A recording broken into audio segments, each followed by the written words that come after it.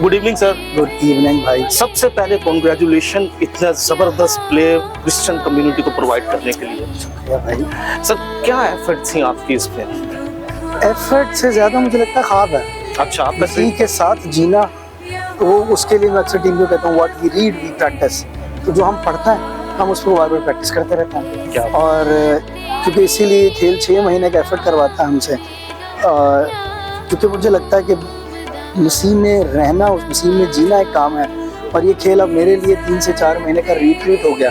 साल में जब तक ये 3-4 महीने ऐसे नहीं गुजरते, अगले 9-10 महीने सही नहीं गुजरते। क्या बात है। ये रिश्ता है इसके साथ। अच्छा, मैंने बहुत सारे एक्ट क्रिश्चियन देखे हैं, बिलीव मी, जब भी ये देखने आते हैं एक नया एक इम्प्रूवमेंट, एक नई चीज़ मिलती है। आज आपने एक इसमें जो 3 औरतों वाला एक सीन क्रिएट, ये क्या विजन था, ये क्या था? लोगों को रुला दिया था उसने। लिटरली मैं अंदर देख रहा था। हाँ, वो मेरा प्लान था हमारे ऑडियंस को, क्योंकि क्रिश्चियन हिस्ट्री का पहला थिएटर है ये, और हमने पहली बार जब परफॉर्मेंस की थी तो वो 52 मिनट्स की थी। ओके। हमारे लोग बैठ गए 52 मिनट्स। हम आराम से अब 74 मिनट्स पे खेल को ले आए। तो आराम से एक्सपेंड करने का प्लान है मेरा इसको। बहुत सारी चीज़ें हैं। तो सबसे पहले इस दफ़ा पतरस का कैरेक्टर बढ़ाया मैंने। अच्छा। जो शुरू से लेके आगे तक जाता है। प्लस ये औरत जो है ना, ये एक औरत नहीं थी, ये 3 थी, लेकिन ये 3 इकट्ठी थी। इमेज था एक दूसरे का।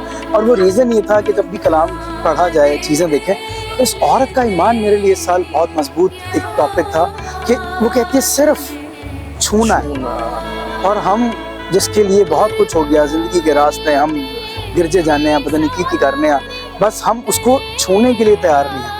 इतने ईमान की ज़रूरत है कि हाथ लग गया ना ज़िंदगी मिल जाएगी। सही बात। तो वो रीज़न था। शहजाद राज मेरा बहुत अच्छा दोस्त, जिसने स्क्रिप्ट भी कंपाइल की, जिसने ये पोइट्री लिखी भी। Okay. तो जब ये नज्म लिखी उसने, तभी मैंने कहा था ये लोगों की ज़िंदगी में इस साल काम करेगी। बिल्कुल। और वो 1 से 2 बनती हैं, 2 से 3 होती हैं, फिर 1 हो जाती हैं। और असल में वो एक ही लड़की है, प्लस मेल वॉइस सपोर्ट है पीछे।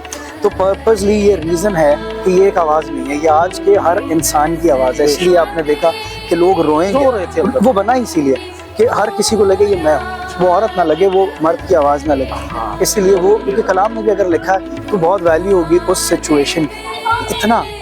इतना ही ईमान चाहिए ज़िंदगी जीने के लिए। मसीह को छू लें, देख लें। मतलब कितना टाइम देते हैं आप, कितना मैक्सिमम ऐसे?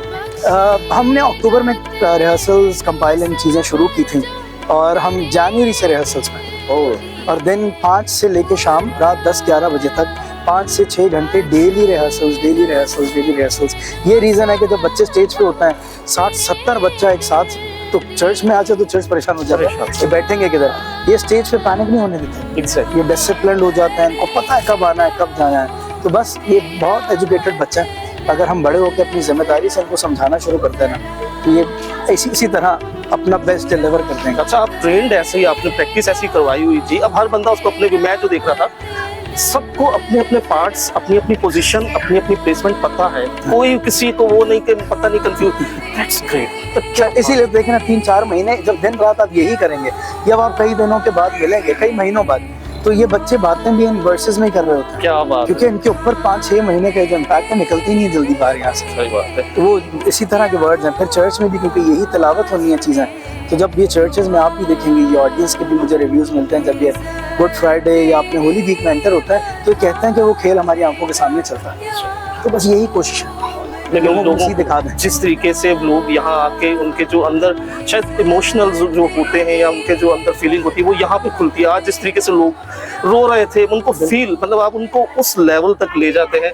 That's great. इस बात के लिए मैं बस ये एक तरबियत खुदा ने ऐसे उस्तादों के साथ करवा दी कि शायद मुझे ये खेल बनाना आ गया। मेरा तो एरिया नहीं था, तो म्यूजिक करता था। अच्छा, म्यूजिक भी खुदावंद आपसे ऐसे यूज करवा रहे हैं। अब देखें, ये हम गाते रहते हैं दुखाते हुए, लेकिन आपने जिस तरीके से उसको उस करेक्टर या उस स्क्रिप्ट के साथ सिंपली, उस्ताद परवेज से भी बात हो रही थी, वो भी कह रहे थे यार बड़ा कमाल करके इन्होंने इसको किया है, वाकई क्रिएटिव काम किया है। बस वो मेरा फेवरेट ज़बूर है। अच्छा। दिन रात वो ज़बूर अक्सर गा रहा होता हूँ, क्योंकि मुझे बुरा लगता है, वो सिर्फ कई दफ़ा होता है कि लोगों ने मैयतों पे रखा होता है गाने के लिए। मुझे लगता है नहीं, वो तो हर वक्त की बात है, दुखों के वक्त है।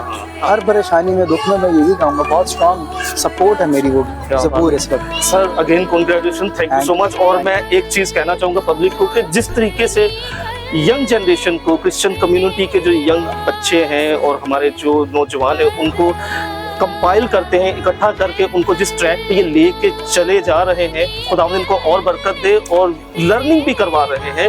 वो यहाँ से सीख भी रहे हैं, म्यूजिक भी सीख रहे हैं और ये करैक्टर्स भी सीख रहे हैं, और अपनी मसीही तालीम को भी इन एक्ट के जरिए लोगों तक पहुँचा रहे हैं। कैसे? आमीन, आमीन। Thank you so much sir, thank you, God bless.